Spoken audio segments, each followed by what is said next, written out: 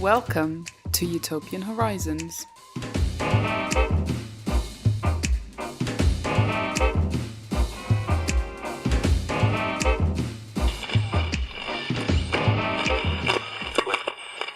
Hello and welcome to episode 13 of Utopian Horizons, a podcast about Utopia's real and imaginary. This episode is about Bioshock Infinite. Bioshock Infinite is a video game. Wait a minute, please don't turn off.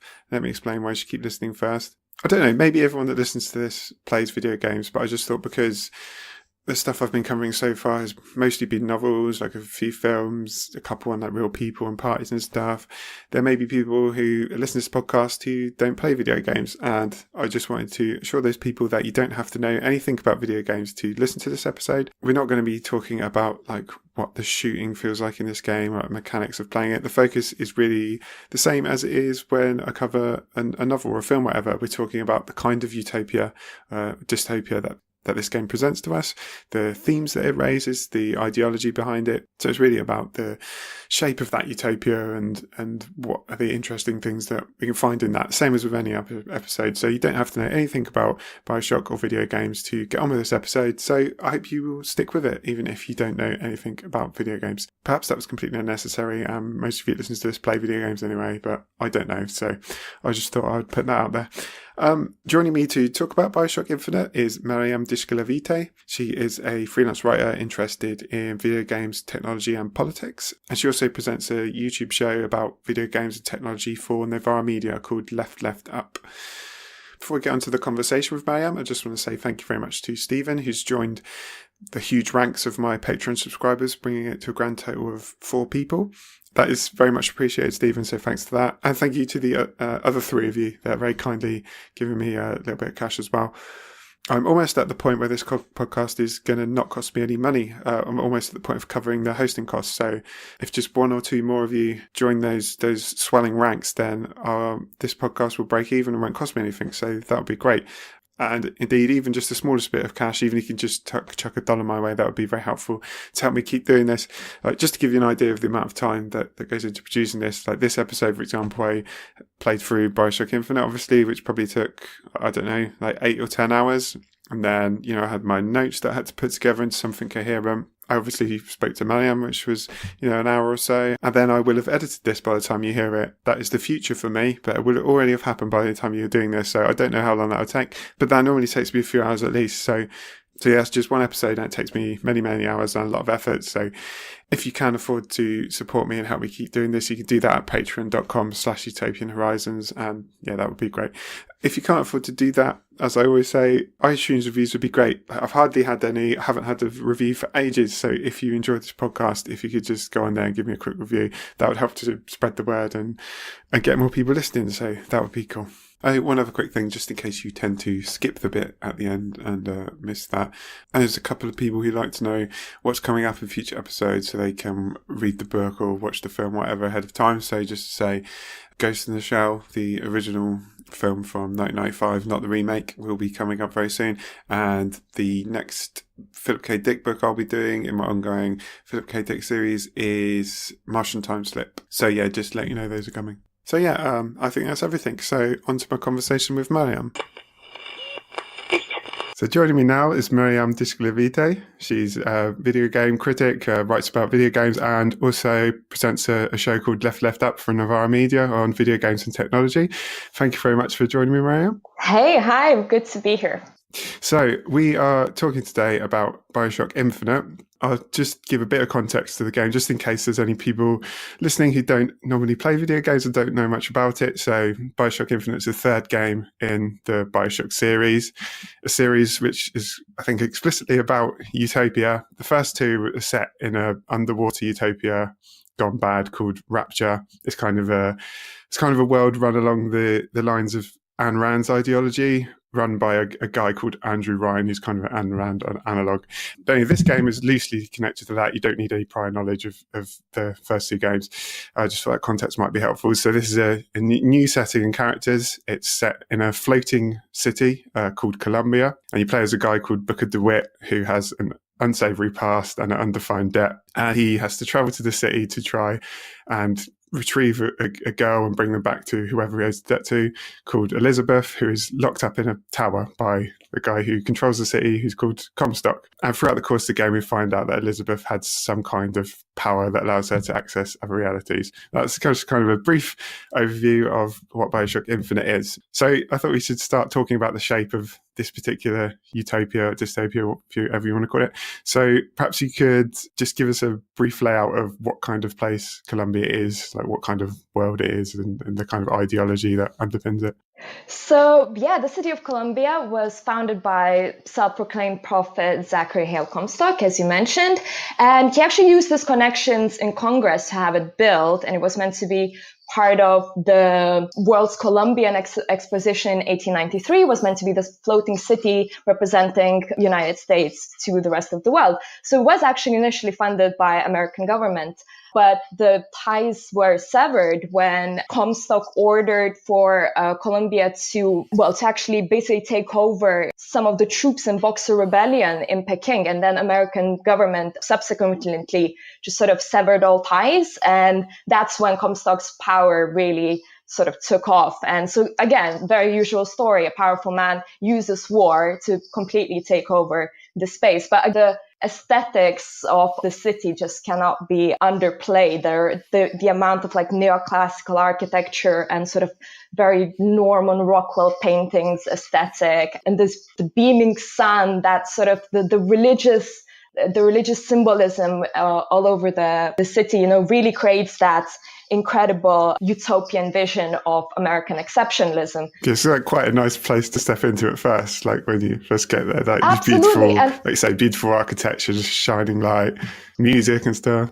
Absolutely. And I think one of the themes that will keep on coming back in our conversation is that, although eventually it sort of turns into dystopia, I think it turned into dystopia by purely accidental reasons, because it was a utopia for that society, for that white exceptionalist society. We haven't even mentioned the big racial problems in this game, of course, but really it has, it had all the potential to be that utopia for the white middle classes. And so again, with all the utopias, whether that's my utopia, no, it isn't. And to me, that's a dystopia. But for them, it was a very fitting life to lead. Yeah, as you've hinted there, obviously, we soon find out that it's not quite as a lovely place as it appears to be.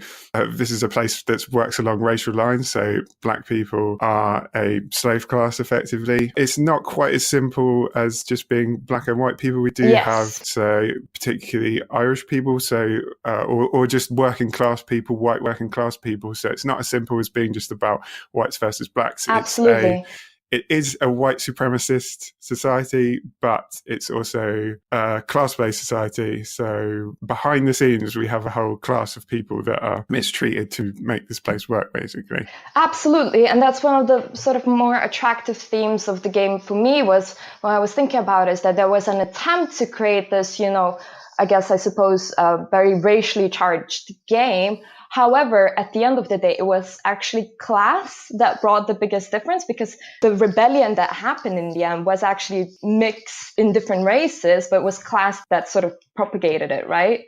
Yeah. So again, it's sort of just, and you see a lot of white people that actually tended to be criminals, perhaps, in this utopian society, also to falling into the underbelly. But basically, whenever anyone tries to create, a racial utopia, class tensions will always be there. Some people will be richer than others, and that's when the tension happens, So again, that's something that I thought was interesting. Yeah, it's certainly interesting. So something we should probably say as well, this guy who's in charge of Comstock, an important part of his power is religious power. So this religious symbolism is partly there. He's seen as a prophet. This is, I think, trying to tap into a certain strain of US thought, like that religious, conservative, Bible Belt thing, very patriotic, very religious, very conservative. And he's kind of almost a cult figure. I think. So absolutely, there are posters around cities saying the prophet Comstock leads his people out of Sodom below. So again, there's the idea of us and them, which needs to happen in any authoritarian society.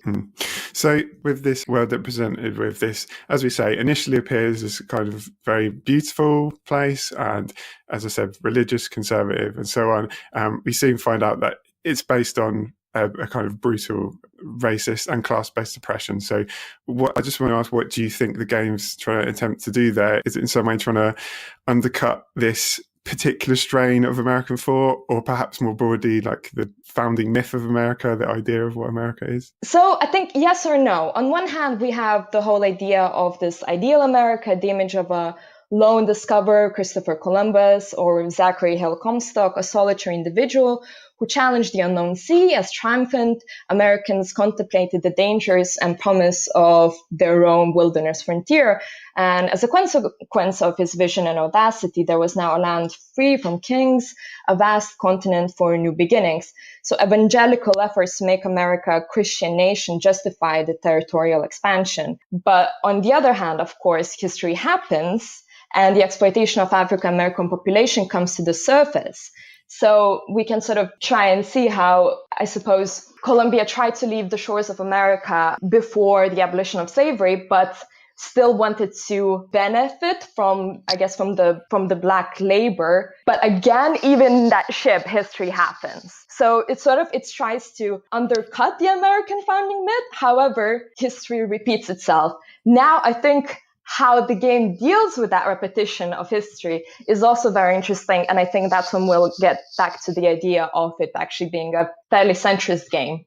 Yeah. That's a spoiler. Yeah.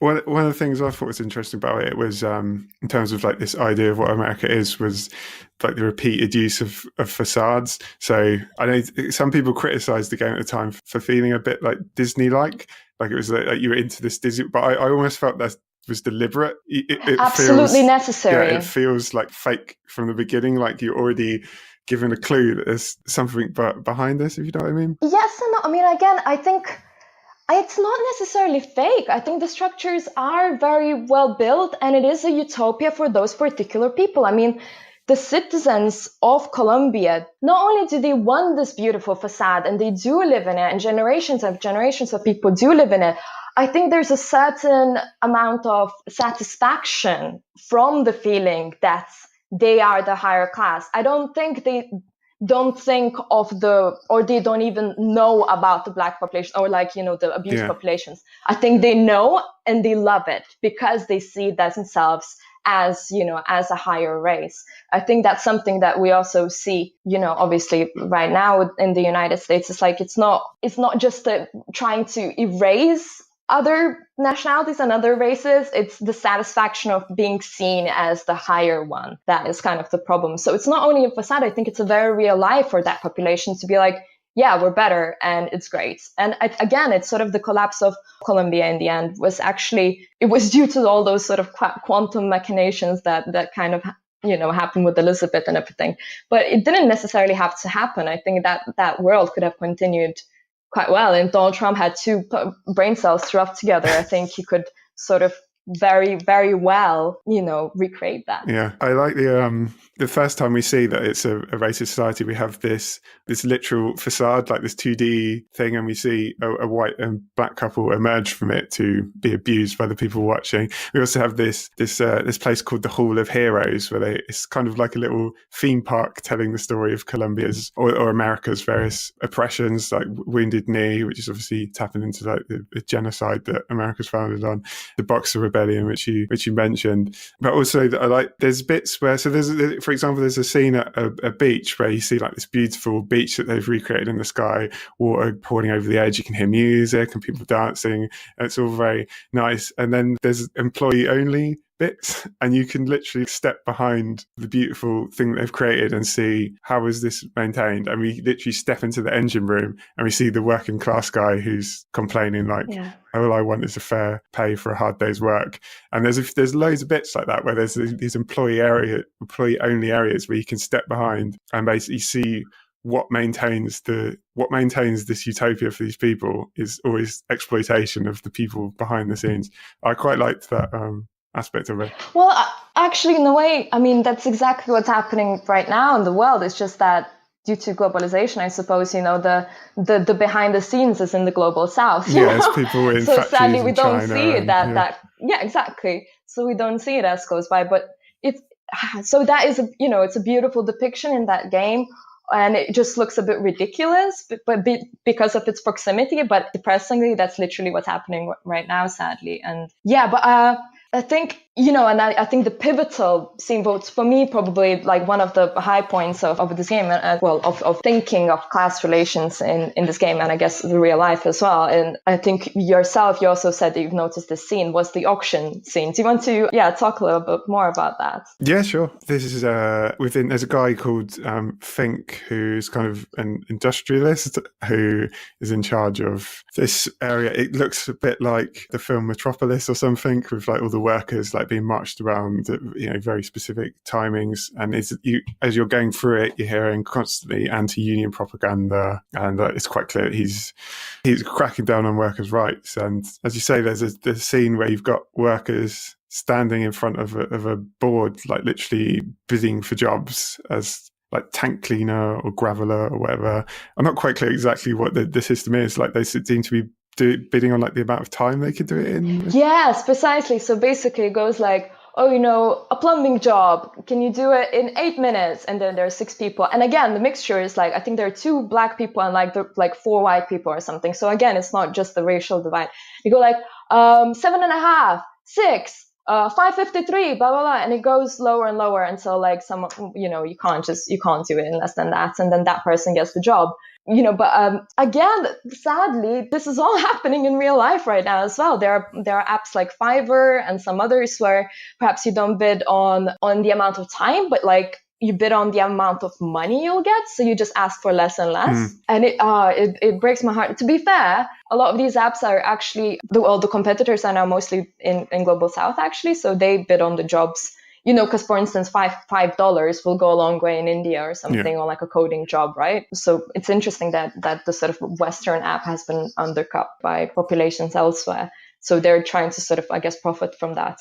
But yeah, to me, that scene, I remember I took screenshots at the time that I played it, because that was, to me, I didn't know about those apps at the time. I was like, okay, well, this is the future. And I can actually envision this, that, you wake up 7 a.m. at 7:30, you're in your local auction, and, with the gig economy and everything right now, okay, it's all in our apps, but that's pretty much what's happening already. Yeah, I don't think, certainly I wasn't aware of those apps existing. I don't know how many of them did at the time that this game came out. So it's quite prescient in that sense. But yeah, it definitely makes you think of the gig economy. And yeah, even if you're not literally bidding in time, like obviously if you're working in that way on like Uber or something, it encourages you to rush things and put yourself in danger to like get to jobs. Do you know what I mean? So it's still having that effect.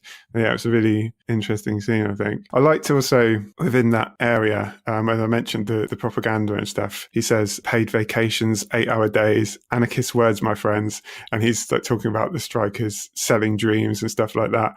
I thought that was quite effective, because paid vacations and stuff like that is things that we have now. So him calling that anarchist seems kind of ridiculous, but I thought that recontextualizes like the criticism we hear now about workers' rights. Whenever you hear people talking about workers' rights now, we have people talking about, this is crazy, like you're going too far. And you wonder, you think what those people would be saying in the past when people were talking about, we should have 8-hour days and stuff like this. No, I think I'm actually quite encouraged. As I would say in the past year or so, I feel like unions are having a comeback, especially in tech and in gaming particularly. So there was a survey that was done just in the past couple of weeks that said 56% of game developers want to be unionized. Now, I think that's massive for any industry, and especially for one that is so, again, well, first of all, highly paid, but also just, again, precarious. But, unions in gaming, no one's really talked about it that much. And I feel like the new generation of people and games like Bioshock definitely helped. Like, millions of people played this game. This must have been an incredible sort of push for unions in this game, actually, because of quotes like this. and people understanding that only, in that sort of, in the syndicate of the working classes,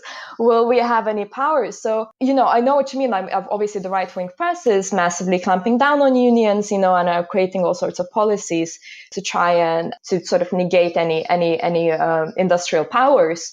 But I feel like especially with some smaller trade unions, I have to give a shout out to like IWGB and UVW, so United Voices of the World, the Independent Workers Union of Great Britain, that in Britain are doing an incredible job in trying to get young people involved. And so, creating amazing socials. So I'm really encouraged that the new generation of like tech savvy people are actually, can recognize now the powers of the unions, and actually the Deliveroo staff and Uber staff, they're all unionized and they're going into, strike action and that sort of stuff. So there was the McDonald's one recently as well, where they had success as well, wasn't there? McDonald's strike. Yeah. So although, again, throughout the period of this podcast, I think I'll be pointing out just how many things out of that game that look dystopian to us are actually part of our everyday life. But there are some amazing upsides to it as well.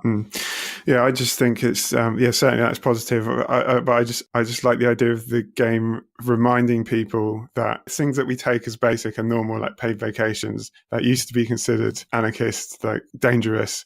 And I think it's important to always remember that in terms of thinking about utopianism. The stuff anything we try to do now in terms of improving workers' rights, whether that be shorter working weeks or, more holiday or whatever it might be, people are always going to try and present that at the time as being ridiculous and, beyond the pale. I think that's always important to remember, that these things that we have now used to be seen the same way, and we can potentially have those things. Absolutely.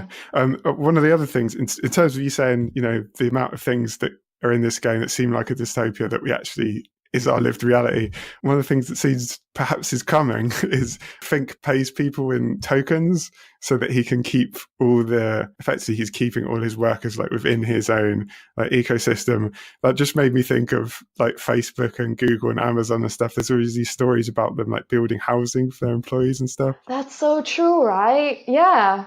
So like there's no life outside of their workplace, right? Anything you need, all your entertainment, all your social life, it's all in the Google offices, right? You don't need to step out of this reality. It's all in here for you. Yeah. I mean, that's not quite here yet, but I think that's something that could be coming. If we do indeed get these companies building like housing for their employees, presumably it might be like, well, we don't need to pay you, like you'll get a place to, well, we'll pay you so much, but we can reduce your wages because now you've got this place to live. No, certainly. And actually, I'm thinking of the massive Foxconn factories in China where all of our, sort of iPhones and a lot of HP and Dell and Sony gadgets are being manufactured. They have their whole villages. So, there'll be like 100,000 people working for like a Foxconn factory. Okay. And together with service staff, I suppose. And so they will have their own living quarters there as well. Okay. So that's depressing. So yeah, I guess that's true. It's all happening in real life as is. And I mean, they will work there for like 2 years, let's say, and they'll save up enough money and maybe move to the city or something like that. That's the dream. So you come from like rural China, you work at Foxconn for a couple of years, and perhaps you have enough money to then work in this, live in the city or something like that. I wonder if they're quite isolated places, these like Foxconn villages.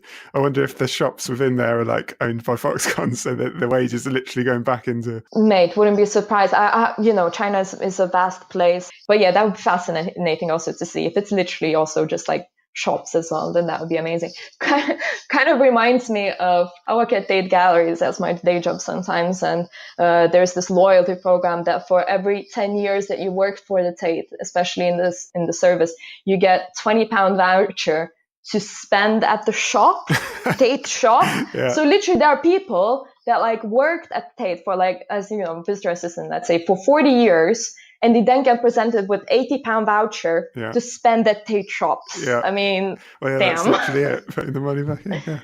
All right, so in this game... Are we getting closer to the big moment with David Fitzroy? Yeah. Because there's like a lot to talk about that. So within this game, as we mentioned, this oppressed class of people, they do something about this. There's a group called the Vox Populi who are led by a black woman called Daisy Fitzroy. They are a revolutionary group, effectively, so they're organising, collecting weapons to stage a revolution. So this is a revolution against the white supremacist powers, but as we've kind of implied, this isn't like a slave revolt. This is also a class revolt. So it's not just black versus white or something like that. It's the oppressed classes, which are black people and the working class, revolting. So that's something that happens throughout the course of the game. There is a revolt. So yeah, I wanted to ask you about the way that the game represents the revolutionary Vox Populi, and whether you think that says something about the game's attitude to radical or leftist movements in general. Yeah, so I mean, they've got aesthetics well on point. Yeah. I will say that, having been to many a demo and everything, I will say that, definitely Daisy Fitzroy sort of is framed to look like sort of a typical, I guess, strong woman revolutionary, and then all the sort of the propaganda and the banners that they have, it's sort of very much lifted from, I don't know, whether that's a civil rights movement or just kind of any kind of anti-cuts demo that you'll see in London. So they've definitely nailed that. And I think certainly, I mean, Vox Populi is, definitely, it has the goal. The goal was to breach that divide between Colombia's privileged few and the rest, erasing the social and racial boundaries imposed by the founders. So to me, it does sound like a good, like a good populist movement against, I suppose, the ruling class. Now, how the game then treats that population and sort of turns them into just sort of mindless terrorists, I thought that was, really unfair, and we'll definitely expand on that. And just sort of, even in the Bioshock Wikipedia page, it says, as idealism turned to bitterness, the Vox simply sought to appropriate all that belonged to their opponents. And they show their true colors. Driven by vengeance, they destroy entire portions of the city and vandalize the rest, executing anyone standing in their way. What is really underplayed here, of course, is trauma. And the fact that every brick of that city, every decoration of that city, to be fair, I mean, every person, I suppose, is complicit in the generations of suffering of that population, So more than, I know, some sort of mindless vengeance, I'm thinking about this more as I suppose, kind of like Israel-Palestine situation, right? Where one can understand why for an oppressed population, seeing the signs of the wealth, of the oppressors is something that kind of triggers unpleasant feelings. Like, that is not just some sort of as I say, kind of mindless vengeance that just and they just want to mindlessly destroy these entire portions of the city. No, the city is the big sign and the big reason why they were oppressed and people's families died and everything. And so the game treats these, predominantly black population, I suppose, but in general, this revolt as this kind of thoughtless nuisance. But I think, again, just the sort of the idea that these people had to suffer for this long, and it's understandable that they cannot see any of it, is really underplayed. Yeah, the game completely doesn't deal with that at all. It's like, even if you accept that a movement like that would necessarily be violent, which I don't think is necessarily true, but even if you do accept that. But even if it did, it's even if it wasn't violent, oh gosh, I mean, that's where my anarchist side shows up. I mean, I understand it, I get it. Yeah, well, this is the thing. Even if you're completely against violence as a political tool, even if you're against it, the idea that literal slaves enacting violence against their slave owners is the same as the oppression that they've been under is crazy. And that's exactly what the game does. It literally says that these two sides are exactly the same. Absolutely. It doesn't try to deal with the question of, and let's remember also, this game does show us that these people are aware of the conditions of their exploitation. That's where people are talking about exploitation of how workers are being exploited. These people are aware of the conditions of their exploitation. So the game doesn't deal with the question of how these people who are aware of that, how it transforms into pure destruction. And again, even if it does transform into pure destruction, the idea that slaves fighting against people for their freedom is the same as the violence that is being used to oppress them is really disgusting. No, absolutely disgusting. I mean, just to sort of bring in an artifact from the actual game, I mean, there's definitely a fixed division into categories of friends and enemies. So there are sort of adverts around the city that says, friends, the true patriot has nothing to fear from the songbird. Enemies, who are the Vox Populi? Malcontents who loathe our way of custom, who want what you have, free of labor or familial status. So yeah, again, sort of show, as you say, the population of Colombia is very much complicit and is aware of what they are subjecting the other, the underclass to. And yeah, so they are slave owners. And I mean, people that are trying to break away from that, I have no problem with. Yeah. And it's really almost like cartoonish in the way it does it. So Daisy Fitzroy, who we mentioned. So yeah, so let's unpick that particular moment that I think we're going to be talking about right now, because I have quite a few quotes from Ken Levine here now where I just don't understand, basically. So yeah, please, now if you could just describe that. Yeah, scene. okay. Well, I'll talk about that, and then let's hear what Ken Levine, by the way, has directed this game. So Daisy Fitzroy, as mentioned, she's a black woman, so she is oppressed, and she is trying to revolt against that, which I think everybody should be fine with. I mean, that seems quite reasonable. So she obviously has a legitimate cause, but the game seems very keen to ensure that we don't see that cause as legitimate. So in order to do that, because it knows very well that she has a legitimate grievance, it has to transform it into a monster, which it does. There's a scene where we see her shoot Fink, who we've mentioned, then rub the blood all over her face just to make sure that it's clear. I don't know, like you shoot like the biggest industrial capitalist of the city that is like exploiting huge, I don't know. Oh gosh, this is probably gonna come back to haunt me, this podcast, because I'm all like yeah, this is fine. Yeah. But then so she rubs the blood on her face just to make sure you can see, like, she's crazy. And then there's a child there, and she says she's going to kill the child. Fink's son, by the way, Fink's son. Yeah, I think it's his son. Yeah, so she's going to kill the son, and it feels very much like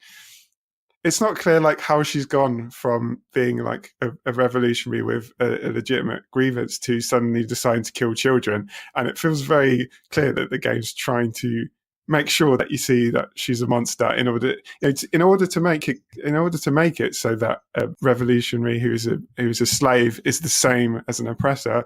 They have to find something to do that, so they just decide she's going to kill a child, and it just feels very strange. Like it comes out of nowhere, and it feels like it's pushing you to like see her as a monster. Yes, it's this continuation of a myth that only liberal centrist politics, where both sides of extremism are to blame. Sort of comes back a little bit from the, from your question about the idea of America, because it sort of reminds me a lot too about like sort of Hillary Clinton elections, where she sort of saw, I guess the both sides of the far right and the far left as extreme, and so she was that, that center that will heal all the wounds, which. No, like her centrism is another type of dictatorship, of course, But going back to that scene, yes. So it's, I don't know. Basically, should I reveal a spoiler? That have you played the episode 2 of Burial at Sea? No, but I'm not going to. So go ahead. Oh, yeah. Basically, so it is revealed that these events were orchestrated by the Lutece twins. Oh, okay. So they convinced Daisy to take the child to help Elizabeth learn to make hard decisions after revealing that she would not have survived long after the rebellion anyway. But basically, I mean, someone called Stephanie Jennings, who is like a games critic, very beautifully writes about this. She says, in this apparent effort to remedy a significant problem in Infinite, the developers have just found another way to further reduce the agency, power, and significance of Daisy and the entire Black population of Colombia. In short, it's found another way to be racist. Daisy agrees to this fairly quickly and without resistance. She agrees that Elizabeth's development is more important. Daisy isn't as important. The Vox Populi aren't as important. The liberation of the subjugated people of Colombia isn't as important. Elizabeth and her story are most important. Basically, the reason why I guess Daisy agreed is that Elizabeth had to learn, to make those hard decisions. And you actually see after Elizabeth kills Daisy that she turns into this like much more brutal kind of woman, that is there to sort of to take on Comstock, as we see, But that's interesting. Yeah, again, so this sort of complete like erasure of the black, again, working class black history and culture, because this, I suppose, the monarch's daughter Elizabeth had to survive, as this white woman, So again, they tried to remedy the situation and just made it even worse. Okay, that's interesting. I didn't know, because I think they received a fair amount of criticism at the time. So they obviously, I Burial, for anyone who doesn't know, Burial at Sea was DLC that they released a while after the game. So presumably that was the attempt to try and address that. But I think it's all ties into something that I talk about a lot in this podcast, which always relates to utopian, which is this idea of like realism or cynicism versus naivety, where like utopian ideas were always like naive. So Elizabeth is talking about there's going to be a revolution like in Les Miserables. I can't say it. You know what I'm trying to say. But it's you can tell at the time that the game's trying to present that as naive. And Booker says the only difference between Comstock and Fitzroy is the way you spell their names.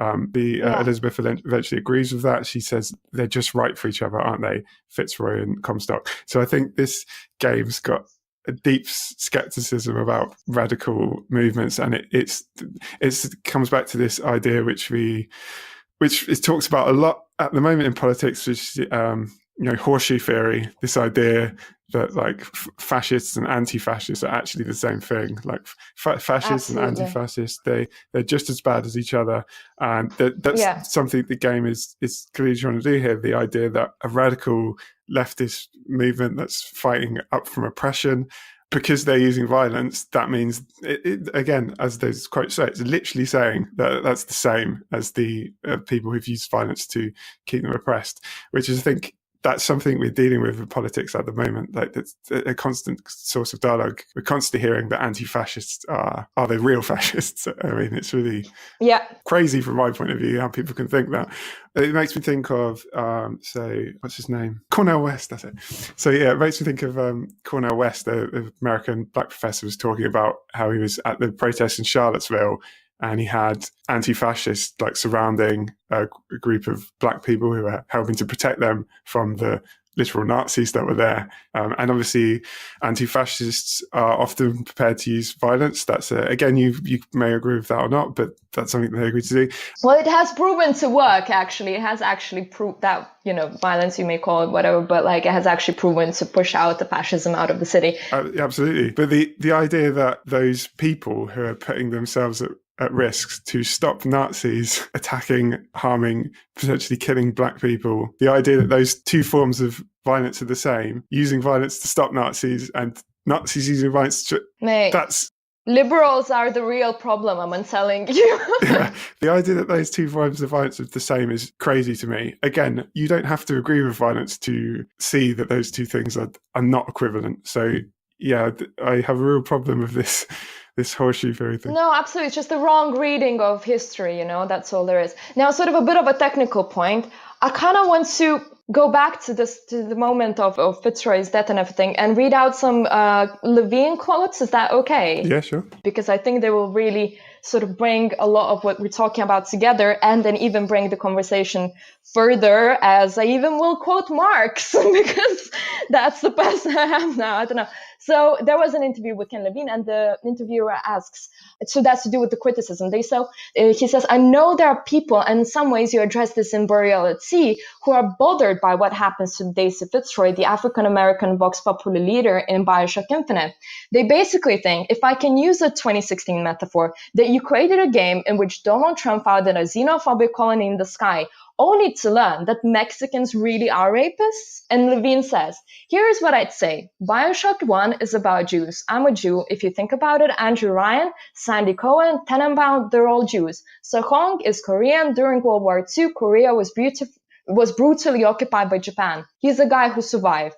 They're all survivors of oppression, and they don't come out of it as heroes. Oppression turns them into oppressors, and that's the cruelest aspect of oppression. If you look at Andrew Ryan and Daisy Fitzroy, they're not that far apart. That's literally what Levine says. To me, that's wow, that's amazing. Maybe people wanted me to write about hero who rose above that. Elizabeth is the character I invented who does sacrifice herself to break the cycle. But I think most people are destroyed by oppression. I could tell a fairy tale about people who are ennobled by it. But in my experience as a student of history, that's rare. If you pretend there are a lot of happy endings for those stories, in some way it elevates the oppression to something it's not. People also know or suspect that you're a liberal, interviewed says. And then Levine continues, I'm not in this to make people feel good about their political beliefs. If anything, I'm there to mostly challenge my own beliefs. The reason Andrew Ryan is a better character than Comstock is I understood the appeal of Andrew Ryan. I don't get the appeal of Donald Trumps of the world. I don't fear the kings he fears. I understood Ryan better. He was a bourgeois Jew during the Bolshevik Revolution. The Bolsheviks came and destroyed his family, destroyed everything in his life. That maps Ayn Rand. She's a refugee who came to America because her family was destroyed by the Bolsheviks. It's not really super surprising she became the person she did. Spider-Man was made by Uncle Ben being shot. Ayn Rand was made by her family being destroyed by the Bolsheviks. I hope if anyone takes anything away from Bioshock, it's about how oppression just goes on and on, how ideology can get very muddy once the real world mixes with it.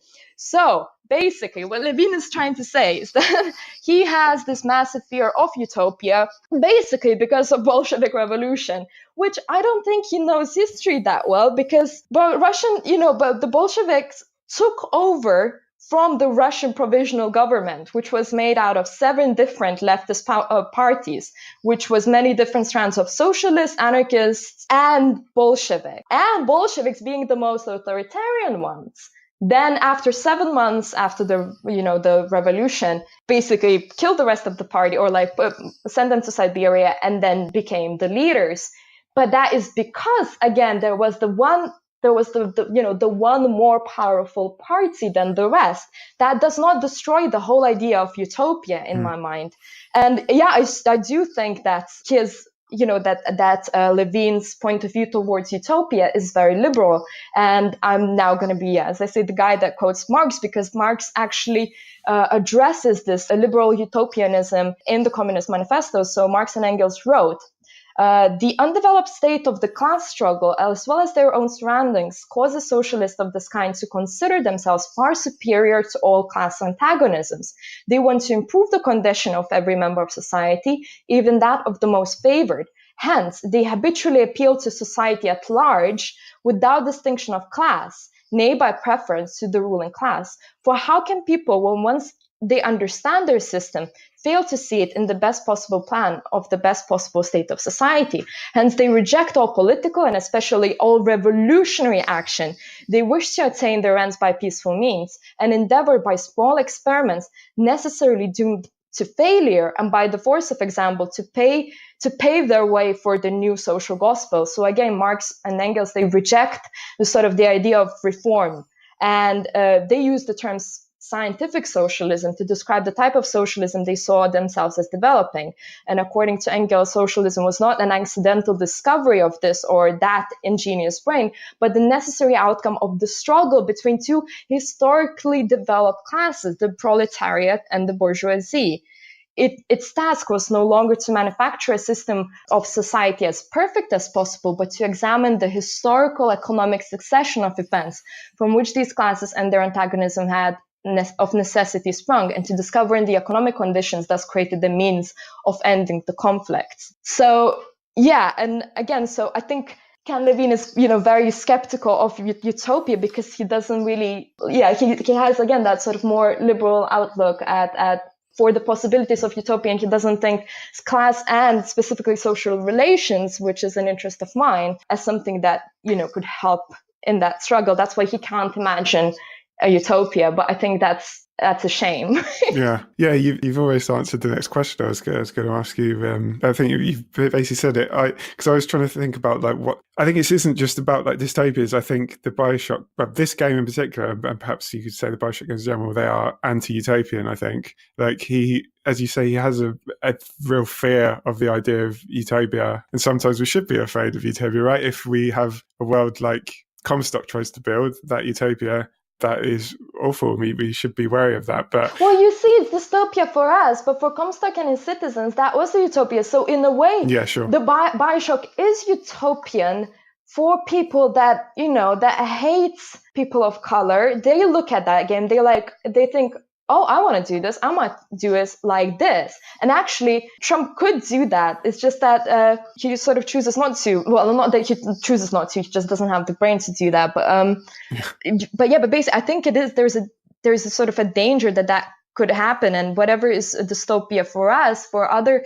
people that would play that game, that for people with other politics, they might see this as actual. As a hope for utopia, because as I say, I think the final then collapse and Vox Populi revolution actually was quite incidental, was because again Elizabeth had all this relationship with Booker, and they sort of came into that world, whereas really they shouldn't have, and Elizabeth was never meant to be freed and all of that stuff.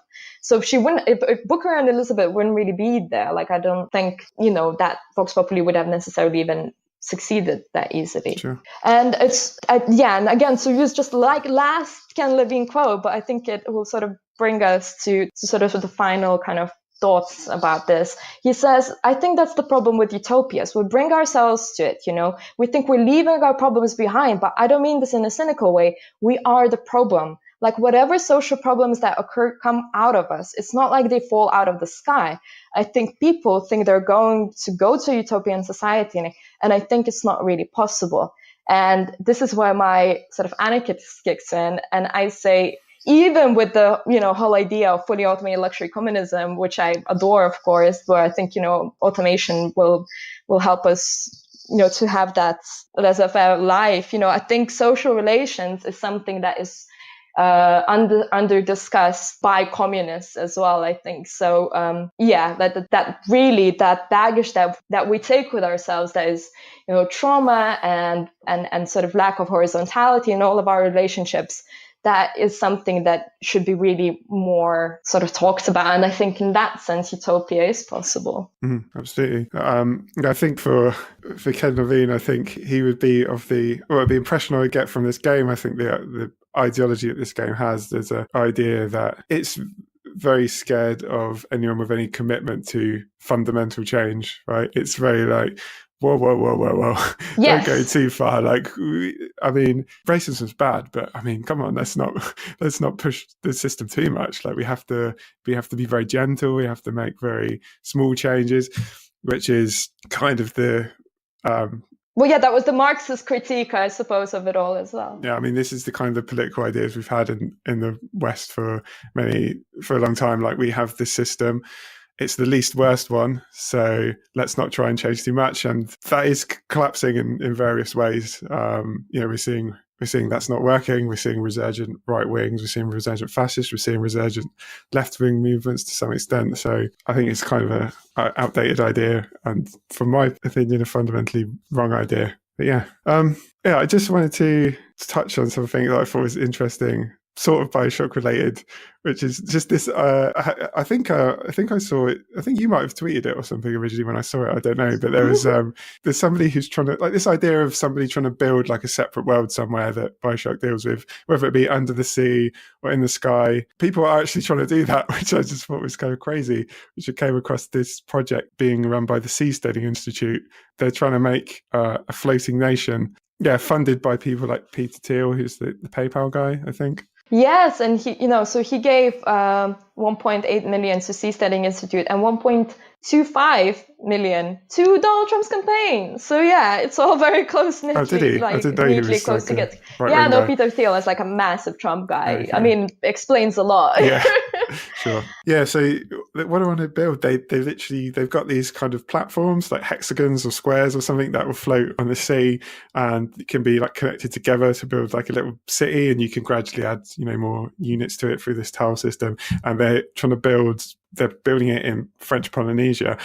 But like their ultimate aim, they already met up with French Polynesian officials. Like it's all actually happening. It's crazy. I mean, they at some point they say they want to also leave the continent, and just sort of float by themselves. But apparently now, because of all the like storms and tornadoes, apparently it's a bit difficult to do. Right. But they are going to be building this thing, which is quite significant. Yeah, that's the important point, right? Because they want to. The reason they want to get out into international waters is they want to. The phrase. So I found the guy who's leading this, Joe Quirk. He said he wants to escape bankrupt governments trapped in the 20th century. So it literally sounds like a Bioshock villain. They want to get out of government regulation, and it's very interesting. So they see themselves as being like they want to escape from governments. They want to escape from the system we have, but the language they're using sounds very much like he talks about it as a startup nation. I mean, he talks about a market of competing sea states. I mean, it's just capitalism. That is the idea that he talks about. It is a market, and like people have different ideas. Like it's just capitalism. I don't understand why they think they're creating something new. That, and also a bit of a cult. Now, sort of follow me with that. But yesterday I found out about this book written by, I didn't get her name, Emma something. But if you just Google Brotopia, Breaking Up the Boys Club of Silicon Valley book, it's only out in February 2018, so it's not even out yet. But Vanity Fair wrote like this quite extensive sort of excerpt from it, where the author describes the cult-like sexual relationships, orgies that are happening in Silicon Valley, sort of San Francisco Bay Area, within like the top tech guys. So basically, I mean, they use kind of Signal and Snapchat sort of to do this weekly orgies within, with some of the most, and this is like fully verified, some of the most, I guess, richer and most, I guess, attractive people of the Silicon Valley tech. And a lot of the time the ratio is like 1 dude to 2 women. Obviously there's a lot of sexism, and women that work in tech, they're sort of damned into if they do, damned if they don't. Like if they participate in that, then they may not get promoted, but if they don't participate, then they are being seen as boring or whatever. And again, then they don't get to do the business that sometimes happens in these drug-laced parties. But basically, it's so massively reminiscent to me of like the 60s hippie movement and sure. And then there's a bit of a connection with like Charles Manson thing going on, right? With the cult there. Yeah. And then I'm thinking of the Seastand Institute, So to me, it all sorts of like that, like, idea of like sexual liberation and technology and but separating themselves from the world, like what Manson did. Oh my God, history just keeps on repeating itself. And I mean, it's just sad now that these people actually have a lot of money is what's happening. You know? So it does feel very, very Silicon Valley, definitely. And it does feel, this Seastand Institute thing, it is like incredibly naive. Like they have this idea that I just imagine a lot of like sort of bros and kind of like alt-righty people living there, and like I think they're gonna probably massively struggle to get women there. True. But like they have this idea that like if it takes off and stuff, like it'll be this ideal like free place, and like there won't be any oppression because you can just, if you don't like it, you can like leave and just go to like another island. And it's like, okay, so how do you have the resources to like you'll need fuel to move to another island, right? You'll need so this idea that like oppression can't arise because you've got in a world, it's an idea that like because capitalism is complete freedom, like you can't be oppressed. But I mean that completely disregards the question of where resources ends up, who has money, who has power, and then obviously I wonder how would countries deal with, for instance, like human rights abuses there or something like that. But also, I mean, like now in the time of social media and internet, like I think people would find out about what's happening in these places a lot easier than people would have found out about what's happening in Colombia. Though I wonder if they would even get internet in that sort of floating island. Well, we'll see if it ever comes to be. I don't know. But anyway, it's been good talking to you about Bioshock Infinite. That was good fun. No, thanks. That was great for me. So if people want to follow Marijam on Twitter, what's your Twitter if people want to follow? So it's at Marijam Did. My name is spelled with the silent J, so it's Marijamdid. And also come there for like sort of politics and games and banter and my own, self-loathing. Yeah, and as I said, Marijam presents Left Up from Navarre Media on YouTube as well. So it's all about gaming and tech. So have a look at that as well. Thank you very much, Marijam. Thank you, Paul. So that's the end of my conversation with Marijam. Hope you've enjoyed it. One thing I forgot to say in our conversation, I was quite hard on Bioshock Infinite as being like an anti-utopian thing. I should probably say there is also another side to it to an extent. Elizabeth, the character we mentioned, who has a power to kind of tap into or create other realities.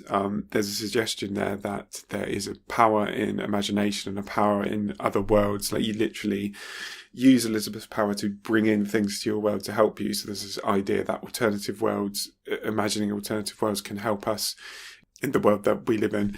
Also, there's this theme in the game about kind of prophecy and overcoming fate. So Elizabeth is prophesized to take over from Comstock and lead a kind of battle against the Earth. And, part of the thing that the game about is her trying to find a way out of that and trying to reject the idea of inevitability and find her own way. So I guess there is a kind of utopian drive there, even though I would stick by my argument that fundamentally Bioshock Infinite is a anti-utopia or anti-utopian. I think there is also a utopian element in it. Often you get these kind of contradicting forces in popular culture, I think, which is part of what makes it interesting. But anyway, I just wanted to say that.